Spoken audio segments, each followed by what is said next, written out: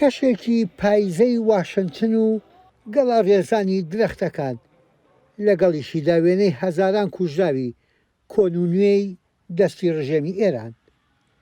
خۆپیشاندانی ئەم هەفتەی ئێرانیەکان لە واشنگتن لە چەند جێگایەک بوو بۆ یەک ئامانج دەخوازن بە هەموو شێوازێک سۆزی وڵاتە دەسەڵاتدارەکەی دنیا بەلای خۆیاندا ڕابکێشن.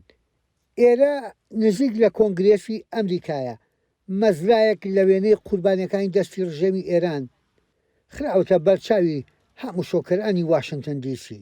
ولی الان زمانی که همه مردم ئێستا زمانێکە هەموو کەس لەوە گەیشتووە کە گرنگە یەکگرتوو پێکەوە بین. ئەو جوداخوازیەش خەمەنەی لەناو خەڵقی ئێراندا دروستی کردووە. ئێستا دەیبینیت لە کوردستانەوە تاوەکو زاهیدان و تاران پێکەوە هەستاون.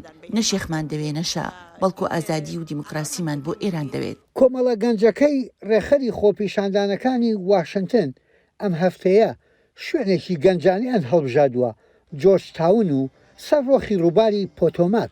دەخوازن شوێنە گشتیەکانی واشنگتن دوور لە شوێنە فەرمیەکانی دەسەڵات بە دەنگ و باسی ئەو مەملەکەتە ئاشنا بن کە خۆپیشاندانی مەدەنی بە فیشەکی زیندوو بەنکردن وەڵام دەداتەوە.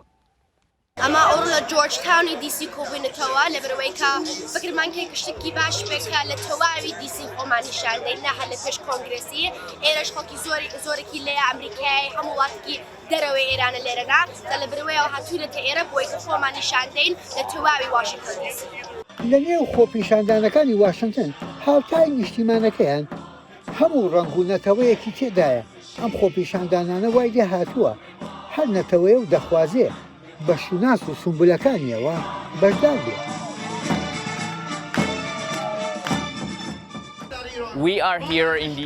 ئێمە لە دیسین بۆ پشتوانیکردنی خۆپیشاندانەکانی ناو ئێران.